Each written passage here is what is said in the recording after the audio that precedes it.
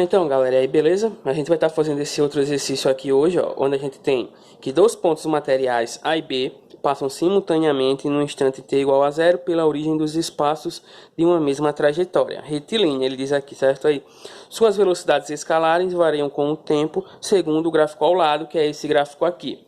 Onde a gente tem aqui o gráfico, ó, do ponto material A e a gente tem aqui o gráfico do ponto material B, beleza? O que a gente vai fazer aqui agora é o seguinte: nós temos esses dois itens. No item A ele diz o seguinte: escreva as respectivas equações horárias das posições, certo? O que é que a gente vai fazer? Vamos analisar aqui, ó, o primeiro gráfico, que é esse gráfico aqui para A. Então, como a gente vai analisar a gente vai estar esquecendo de início desse segundo gráfico aqui, beleza? Se a gente lembrar bem aqui, ó, e olhar aqui, reparar bem direitinho, a gente vai perceber que o gráfico aqui que está representando aqui a velocidade em função do tempo dessa partícula A é o gráfico aqui do movimento uniformemente variado para a velocidade, beleza? Por que isso vai servir para a gente? Vamos lá. Como ele quer a função horária das posições aqui, a gente vai ter que, no movimento uniformemente variado, a posição ela vai ser dada dessa forma aqui. Dessa forma aqui que eu escrevi aqui embaixo, beleza? Por quê? Porque aqui, para A, a gente tem o gráfico do movimento uniformemente variado e a posição no movimento uniformemente variado é dada dessa seguinte forma aqui. Só que ele ainda diz o seguinte aqui para a gente, se a gente reparar bem, ó. Quando ele passa aqui no instante t igual a zero, ou seja, pela origem dos espaços, se é a origem dos espaços, esse zero aqui vai ser zero. Então, esse termo aqui ele vai ser nulo, certo? Aqui nessa função horária do espaço aqui, para essa partícula A. Se a gente reparar também aqui, ó, o gráfico da velocidade, a gente tem que a velocidade inicial dessa partícula A, ó, ele está partindo aqui, ó, da origem aqui do gráfico da velocidade, certo? Então, a velocidade inicial do corpo A, ela é zero. Então, ó, esse termo aqui, ele também dá zero. Então, ó, a função horária da posição aqui, ou dos espaços aqui para A, vai ser que SA vai ser igual a t ao quadrado dividido por 2. Aí o que é que a gente vai fazer agora? A gente tem que dar um jeito aqui de encontrar essa aceleração aqui dessa partícula A aqui. E como é que a gente vai fazer? Como a gente tem aqui o gráfico da velocidade em função do tempo, a gente, para encontrar essa aceleração, nós vamos estar partindo aqui da função horária da velocidade, que como a gente já viu, a função horária da velocidade no movimento uniformemente variado, ele é dado dessa forma aqui, beleza? Como a gente quer achar a aceleração, a gente tem que dar um jeito de isolar ela. Só que se a gente não quiser isolar ela, a gente vai fazer o seguinte aqui, ó. Como a aceleração no movimento uniformemente variado, ela é constante em todo o intervalo de tempo, beleza? A gente pode pegar aqui, nesse caso aqui, qualquer velocidade em qualquer instante, já que a aceleração ela é constante com o tempo no movimento uniformemente variado. Então, o que a gente vai fazer? Como eu conheço esse instante aqui e conheço a velocidade desse corpo A nesse instante, eu vou estar apenas pegando esses valores e substituindo aqui. Ó, quando t for igual a 5 segundos, se a gente reparar, a velocidade de A vai ser 50 metros por segundo. 50 metros por segundo. Pronto, com isso em mãos aqui, a gente já pode substituir. E lembrando, ó, como ele parte aqui da origem do gráfico da velocidade em função do tempo, essa partícula A, beleza? A velocidade inicial dela, ó, a velocidade inicial é zero. Pronto, apenas com isso aqui nós conseguimos encontrar a aceleração desse corpo aqui, a aceleração escalar dessa partícula A aqui. Lembrando que a gente está fazendo primeiro análise desse A aqui, a gente está esquecendo o B por enquanto. Pronto, com todos esses valores aqui, basta apenas substituir, ó. Onde tem V, eu coloco 50, que vai ser igual a V0, que a gente já viu que é zero, certo?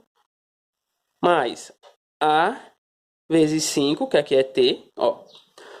Se a gente organizar, a gente vai ter o seguinte, que 50 vai ser igual a 5A, beleza? Como 5, ele está multiplicando A e eu quero encontrar A, eu tenho que dar um jeito de isolar A. Como 5 está multiplicando A, 5 vai passar dividindo. Quando 5 passar dividindo, vai ter 50 dividido para 5. E 50 dividido para 5 vai dar 10. Então, a aceleração escalar desse móvel A vai ser igual a 10 metros por segundo ao quadrado. Beleza? Pronto, com isso aqui, a gente já pode encontrar a função horária do espaço para essa partícula A. Então, a função horária do espaço para a partícula A vai ser, ó, onde tem A, eu coloco 10 metros por segundo que eu encontrei, então vai ser, ó, 10 vezes t ao quadrado dividido por 2. Como 10 aqui, a gente pode simplificar esse 10 e esse 2 aqui, então a gente vai ter que SA vai ser igual a 5 vezes t ao quadrado. Então, para A, essa daqui é a função horária, beleza? A função horária do espaço ou da posição aí para a partícula A vai ser 5 vezes t ao quadrado, ok? A mesma coisa agora a gente tem que fazer para B, porque ele pede tanto para A quanto para B que a gente encontra a função horária, as equações horárias das posições, para A e para B. Para B aqui a gente vai ter que vai ser bem mais simples, porque ó, se a gente reparar bem, ó, a velocidade de B é representada aqui por uma reta. Como a velocidade de B é representada por uma reta, a gente sabe que se trata aqui de um movimento uniforme, já que a velocidade ela é constante. Ou seja, independente do instante de tempo que eu pegar aqui, eu vou ter a mesma velocidade. O que é que eu vou fazer? Como eu quero encontrar a posição, eu vou ter ó, que a posição de B vai ser igual à posição inicial de B mais a velocidade inicial de B vezes t mais a t ao quadrado dividido por 2. Sendo que, por que eu escrevi isso tudo aqui? Porque a gente já sabe que isso aqui é a função horária do movimento uniformemente variado, isso para posição, beleza? Só que eu escrevi isso aqui para a gente entender o seguinte: como para B a gente tem um caso de movimento uniforme, A aqui no movimento uniforme é igual a zero. Como A é igual a zero, ou seja, a aceleração escalar é igual a zero, esse termo aqui, ele vai ser zero, beleza? Aí o que a gente tem que fazer aqui agora? Vamos lá. Como a gente já sabe aqui, ele diz o seguinte, ó.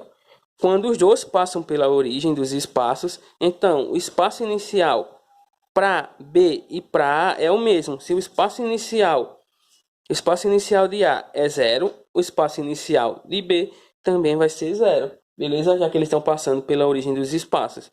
Então, esse termo aqui também vai ser zero. A gente vai ficar, ó, que a função horária da posição para B vai ser igual a V0B vezes um instante qualquer. Beleza? E, novamente, a gente olha lá para o gráfico. Como a gente está vendo aqui, ó, a velocidade escalar aqui do móvel B ela é constante com o tempo. Se ela é constante, ela vai ser a mesma em qualquer instante de tempo. Então, a velocidade inicial de B também vai ser 50 metros por segundo. Então, ó, SB vai ser igual a 50 vezes T, já que a velocidade de B é 50 metros por segundo e ela é constante. Então, a gente respondeu aqui, ó, a letra A, onde a gente tem a função horária aqui da posição para B e a função horária aqui da posição para A, beleza?